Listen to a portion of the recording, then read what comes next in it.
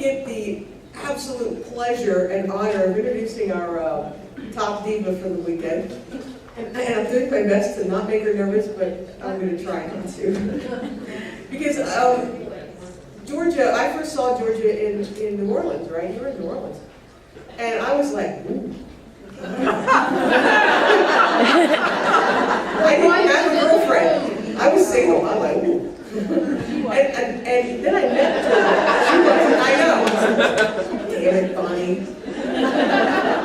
I call her cradle robber, but they were in the cradle when they got together, so that doesn't really count. So I met her a few years later, and I was like, wow, she's even nice, too. And then I read her book, and I was like, wow, she's got a girl. That sucks. I mean, yeah, so I have had a crush on Georgia Beers for I don't know how long, and my wife well knows it, and I remind her every year we come here, you know I have a crush on Georgia, right? She says, yes, dear, I know. It's all, and the waitress at the local cafe, but you know, that's beside the point. I'm apparently uneasy. I'm a sucker for brunettes. So, I wanted to come up with some witty, fun things to say about Georgia, but the best thing that I can say about Georgia Beers is she is the absolute nicest, most kind person that I've met at this conference, and it's bar none on you all people. So, because none of you is nice as her, I'm just saying. She's always sweet, and bless her heart. I never say that in Georgia, in a way. So, she's always sweet, she's always nice, she's the most approachable person you will ever want to meet, and she is the most un-diva that you will ever meet. I mean, look at Lynn Ames, please. Did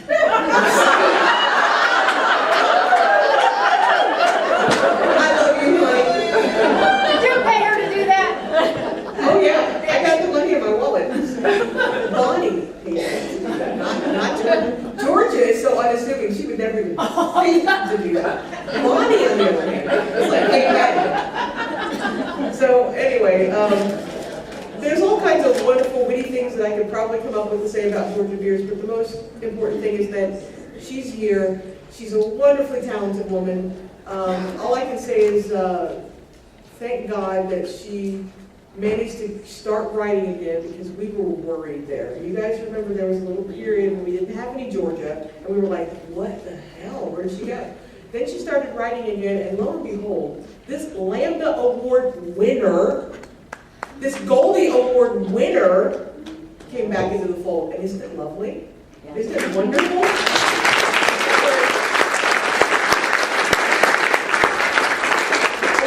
One thing though, when I asked Georgia to be the keynote, oh my gosh, months ago, she wrote, are you effing kidding me? Are you serious? And I'm like, well, duh, I wouldn't write the email if it wasn't serious. And she was like, no, really, are you serious? Again, unassuming, right? So anyway, Georgia, before you come up here, I just want your autograph. Okay, everybody, give it up, Georgia Beers.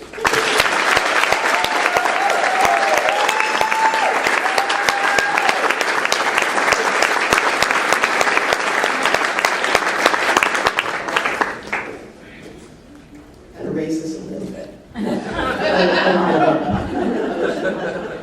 Holy crap, look at all you guys. Man, we got up for you. I hear it because I heard karaoke was a blast. I can't believe y'all are here. Listen to me, I said y'all. How cool is that? All right, let's get to it then. I'm so glad you guys are here. I'm so glad to be standing here. I cannot begin to tell you how honored I am to be here and standing in front of all of you guys at this moment. I've been attending this conference, like Patty said, since its inception. That's 9 years. I am always psyched to be here. I'm always excited to watch and to learn and to meet and to listen. I'm always a little starstruck and a little giddy over the keynote speaker each year. So, see your beautiful face. thank you. Poor people. Turn that off.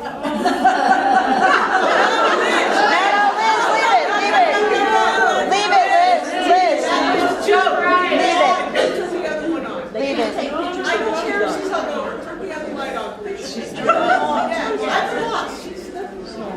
Patty's the boss. Patty says the light. Why do you like it? I need the light.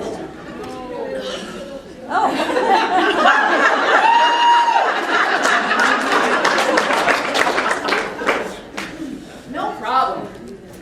Where was I? You're happy to be here. Start over. I can't start over. That's just lame. I'll just go to the being starstruck part. You remember that? Yeah. All right. Here we go. I'm always a little starstruck and a little giddy over the keynote speaker each year. So when I was asked to be keynote this year, flattered is not a strong enough word to describe how I felt. The first thing I thought of was all of the amazing women who came before me. The funny thing was, I was able to whip off every one of their names without having to look anything up. And that's because each one of them touched me, or moved me, or made me laugh in some way. And now I stand here, in the same place where they stood. The same spot, once occupied by Karen Callmaker, Ann Bannon, Catherine Forrest, Ellen Hart, Lee Lynch, J.M. Redmond, Jewel Gomez, and K.G. McGregor. These were all women who cemented the foundation and built the momentum and helped get the GCLS rolling. And I am so humbled to be walking in their footsteps. So thank you so much for having me.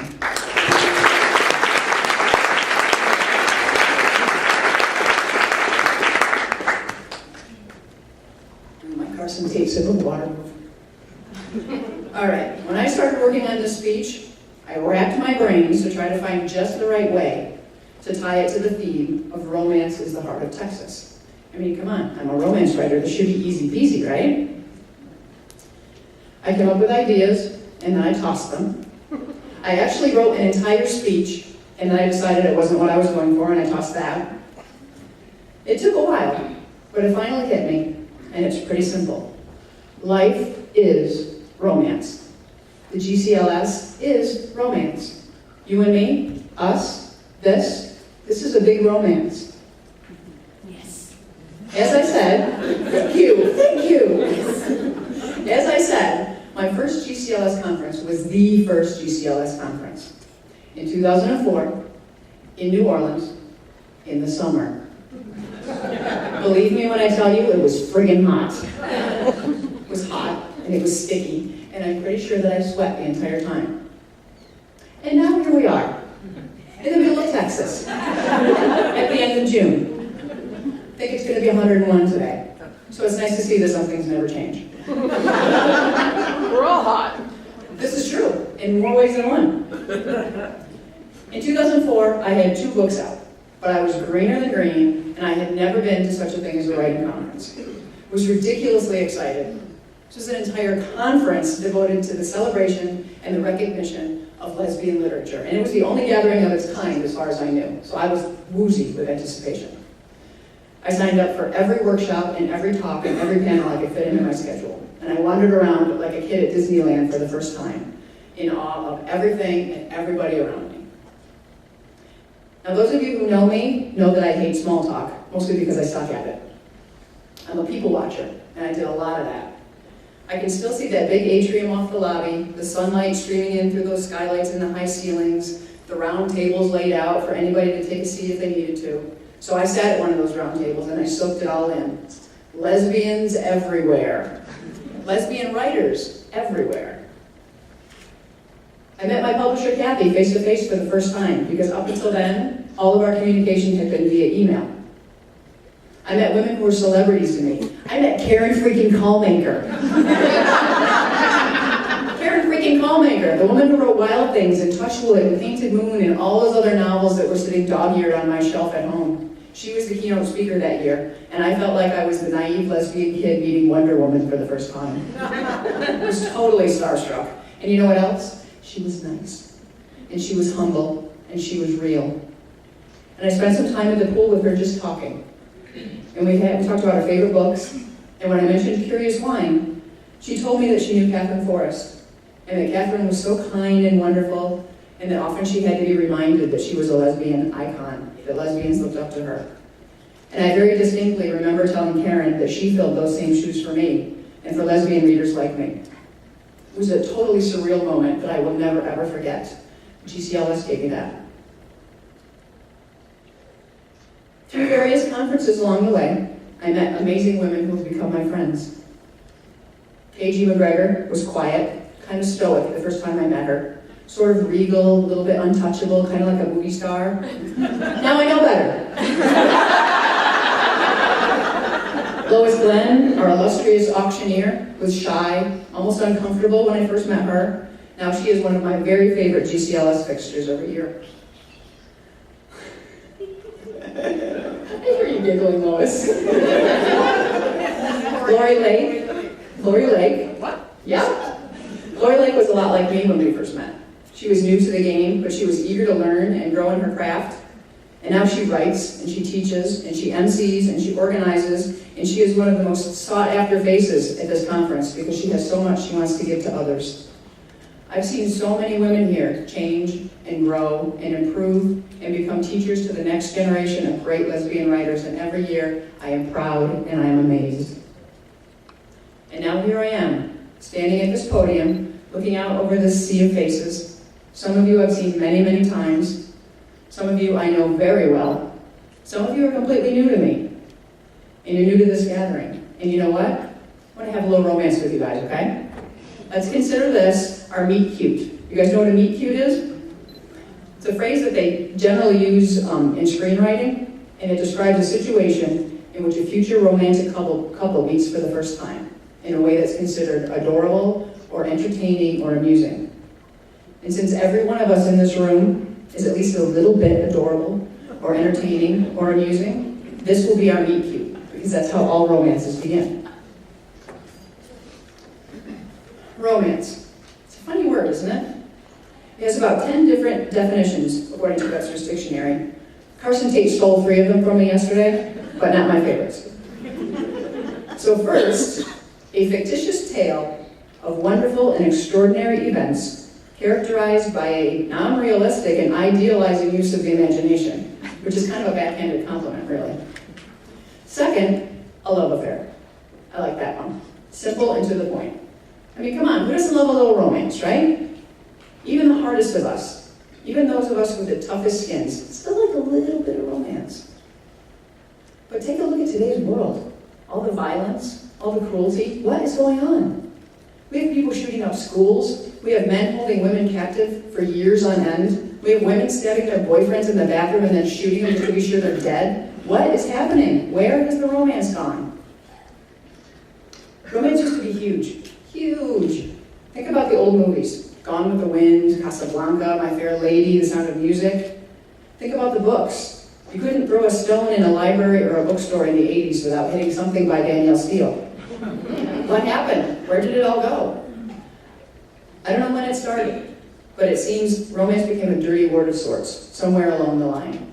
You say romance and people scoff. They start with the complaints. You've heard them. Maybe you've even said them. Romance is formulaic. Well, yeah, it is. You know what? So is most literature. When you took literature in high school, didn't you learn about character and plot development, about introduction, the building of tension, about the climax, about the denouement? Didn't you learn all that stuff? Isn't pretty much every novel structured on those same items? And like it or not, most people expect the formula. When you pick up a mystery, don't you expect a body, some suspects, some clues, and a killer? Did anybody watch the TV series The Killing when it first came out? It was one giant whodunit. The entire ad campaign centered on the line, "Who killed Rosie Larson?" It was fantastically written, sucked-you-right-in from the beginning. Except that at the end of the 13-episode season, they didn't tell you who did it. People were furious. I was furious. I wanted the payoff. I wanted the formula because that's what I signed on for. That's why I invested so much time, and when I didn't get it, I revolted. They did tell you who the killer was in the second season, but by that time they'd lost so many viewers, the show got canceled. Now they've since brought it back to try again, and they're promising to reveal the killer by the end of the season this time, but do you see what I mean? They underestimated the need, and more importantly, the expectation of the formula. It's the same with a romance. When you pick up a romance, don't you expect the meet cute, a conflict, some obstacles, and a happy ending? Yes, because that's the formula. And most genres are formulaic. The key is that a good writer can make the same formula seem new every time. That's what we romance writers strive to do. That's what all writers strive to do. Another complaint is that romance is unrealistic. Okay, sometimes, maybe, I suppose it can be. Maybe the characters are larger than life. Maybe the situations are unusual or even contrived. Maybe in some cases. But think about why people read romance. To escape. Romance is a form of escapism. And let's face it, who wants to escape to reality? Not me. The complaint that really gets me though, and I think all of the romance writers in here will understand, is the one that says that romance writers aren't as good as real writers. I hate this one, it makes me angry. Unfortunately, it's a very common attitude, and in researching this speech, I found tons of insults leveled at romance writers and the romance genre in general. I'm not sure if it's a good thing or a bad thing, but this attitude of romance being lesser than permeates mainstream fiction as well as lesbian fiction. You may know that I have issues with Nicholas Sparks. Big issues with Nicholas Sparks. Do you know who he is? Yes. Wrote The Notebook, Nights in Rodanthe, Safe Haven, among others. The man is a bajillionaire. I've lost count of how many of his books have been made into movies. And I admit to not being able to flip the channel past The Notebook if it's on TV, though I think that has more to do with Rachel McAdams than Nicholas Sparks, but whatever. Just saying. Yeah, just saying. He refuses to admit that he writes romance. Refuses. It's insulting to him. He's offended when somebody says this to him. I found an interview with him where he says, quote, "If you look for me, I'm in the fiction section. Romance has its own section," unquote. Do a Google search on him, seriously. Find an interview with him. Find any interview with him, you'll see. So the idea that romance writers aren't as good as real writers even comes from actual romance writers. I also found an interesting quote from writer Jennifer Weiner. Do you guys know who she is? She wrote In Her Shoes, The Next Best Thing. She's considered a chick lit writer, though I don't know who decides these things, but that's what she's considered. So she did an interview with another writer, and they were talking about how Jennifer was barely getting a mention in the New York Times, even though her chick lit book was selling really, really well. And why is it that when a man writes drama, he's considered a literary writer, and when a woman writes drama, she's considered a chick lit writer? I don't know what that is. But Jennifer then said, quote, "And if you write romance, forget about it. You'll be lucky if they spell your name right on the bestseller list," unquote. So even the writers that don't write romance know that the romance writers get the short end of the stick when it comes to getting credit for their talent. You guys familiar with the website AfterIsland.com? Oh, yeah. It's a site devoted to tracking lesbian visibility in movies and television and books, all kinds of media. They focus more on movies and television, but they do have a monthly book column where they choose 3 lesbian books by lesbian writers to recommend. I read it, it's a great column.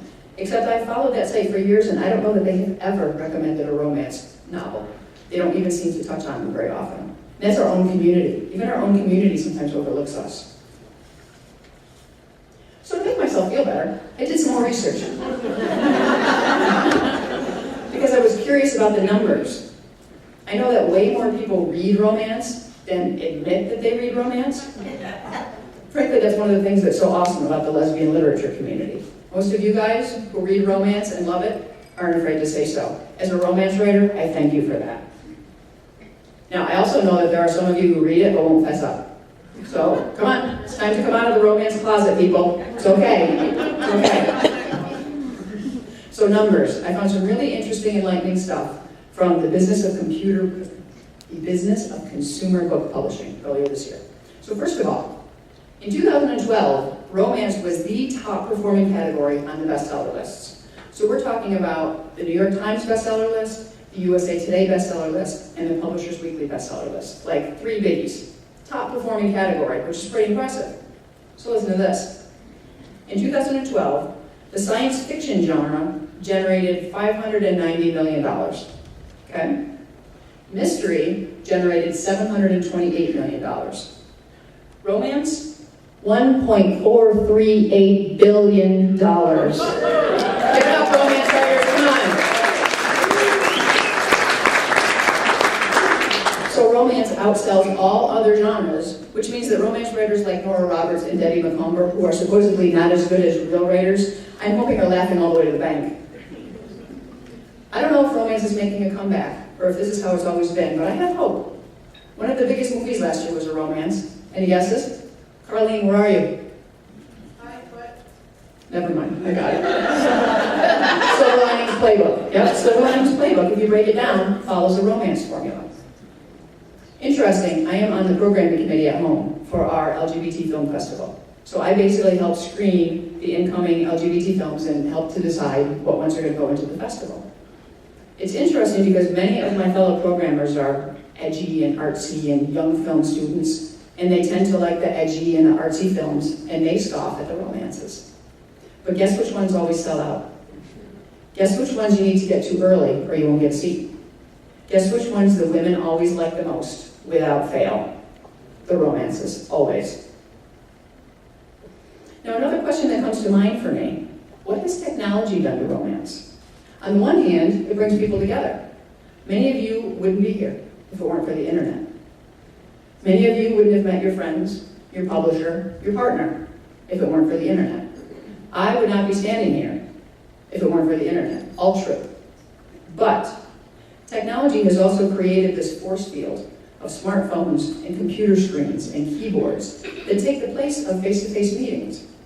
At the first GCLS, there was no texting. That night when I got back from the pool, I had to run back to my hotel room, boot up my laptop, plug it into the phone line, wait for it to connect, open my email, and type up a note to Bunny that said, "Oh my God, I just met Karen Gallagher!"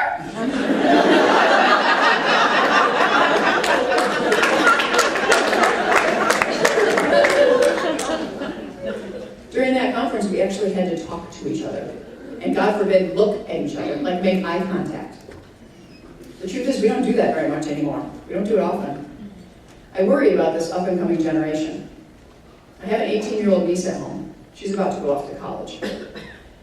I honestly wonder how many people or telephone poles she's going to run into on her way to class because she's busy looking down at her phone, instead of looking at the faces of the people who are walking past her. Of course, chances are that people who are walking past her are also looking down at their phones. And don't get me wrong, I am not a fan of eye contact. I'm an introvert. And most of us introverts are not only terrible at eye contact, we avoid it at all costs. But it's necessary, isn't it? That connection. Don't we need it? That feeling that we're being listened to, that we're being given the attention of the person that we're speaking to. As human beings, don't we need that? A romance isn't a romance without a personal connection. And I worry that we're losing that. Am I wrong? Incidentally, these are the conflicts and obstacles in our romance this morning. Y'all still with me? All right. What comes after the conflict or the obstacle in the romance? You guys have read them? You've written enough of them? What was that? The climax. Thank you. Thank you, Patty. Like I said, here's the thing. A romance is not a romance.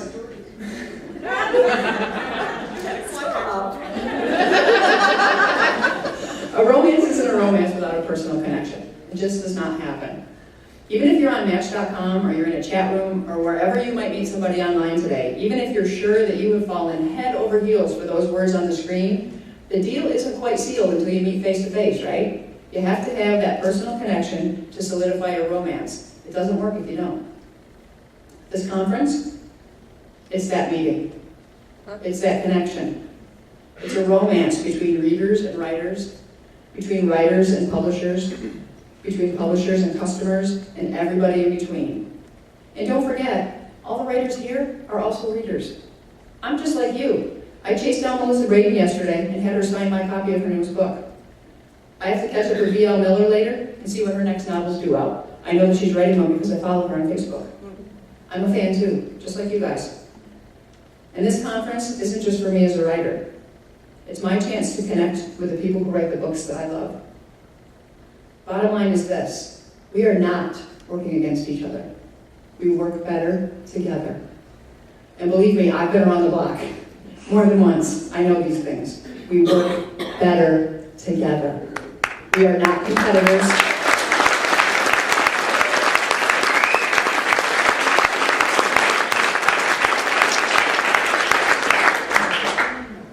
We are not competitors.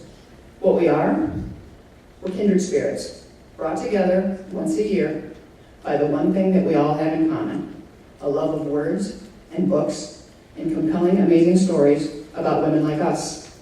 We come to connect in person, face to face, because we're better together, and don't you let anybody tell you differently. Amen. Thank you. So here we are, all of us, all together in a big hotel. We're talking, and we're eating, and we're listening, and we're drinking, and we're dancing, and we're singing. We will leave here feeling more creative and more alive than we have in a long time. The juices will be flowing, we'll all be smiling, we'll be exhausted but sated. Sounding familiar at all? And there's our climax.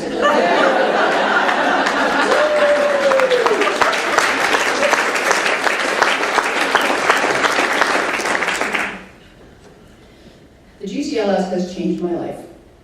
Is this corny and melodramatic? Yeah, it is. Of course it is. It's also true. I wouldn't be doing what I'm doing, both writing lesbian fiction for a living and standing here at this podium, if not for this organization. I've watched it develop and falter. I've watched it shapeshift and change captains and crews. I watched it stumble. I watched it recover. I've watched it find its footing and grow into something of great significance. It's been quite a sight to see, and it astonishes me every day.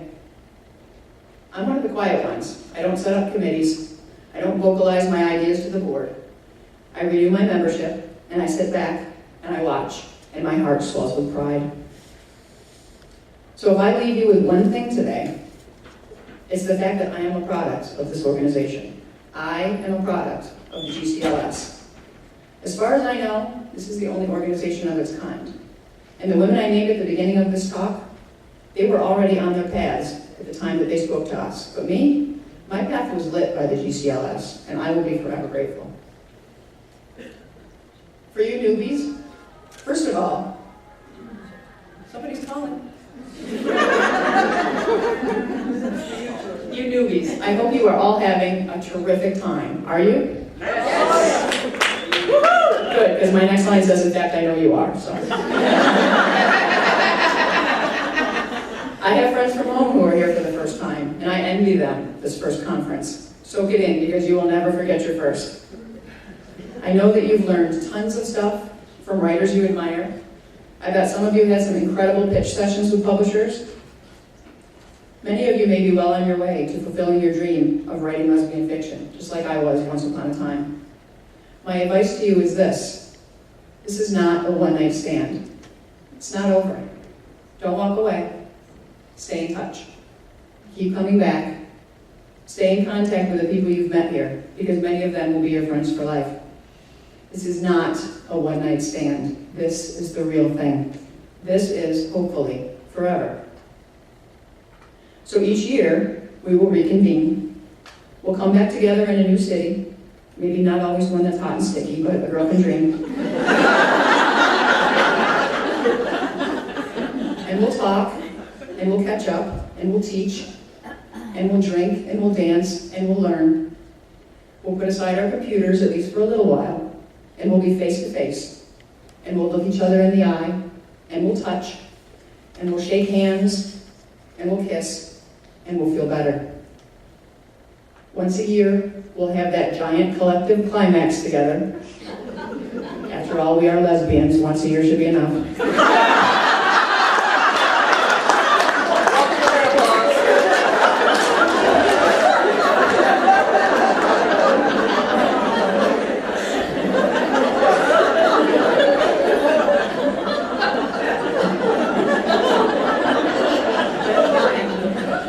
And that will keep us coming back again and again. And that will keep our romance alive. And you know what that is? That is our happily ever after.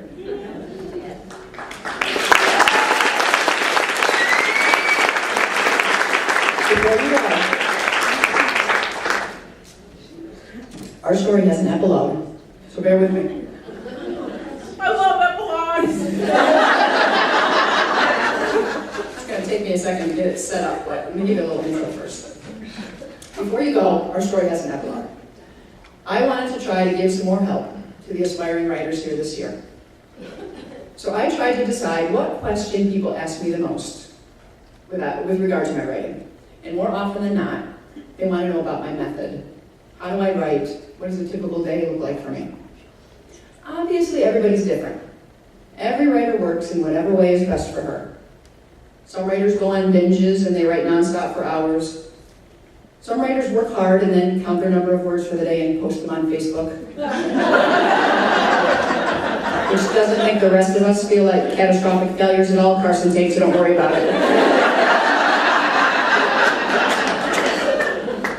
Some writers feverishly construct speeches 6 days before their deadline. Everybody's different. So I decided to create a teaching tool to actually show you what my day's like. And I hired a camera crew to come in and follow me throughout a typical writing day. True story. I wanted them to catch every detail, every specific scientific thing I do that goes into the writing of a lesbian romance novel. Remember, this is meant as a tool, as a guide for you. So I will have it up on my website after this conference, and you can refer back to it anytime you feel the need for a refresher, free of charge, okay? So bear with me for a second while I set it up. I like free. I thought we could turn the lights down now. No, Laura, we can't turn the lights down now. We won't be able to see the PowerPoint. Oh, there we go. See the PowerPoint. Let me get that for you, Liz.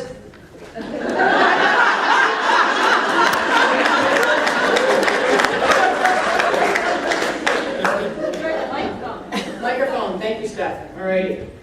Everybody ready? Ready to learn? All right, here we go.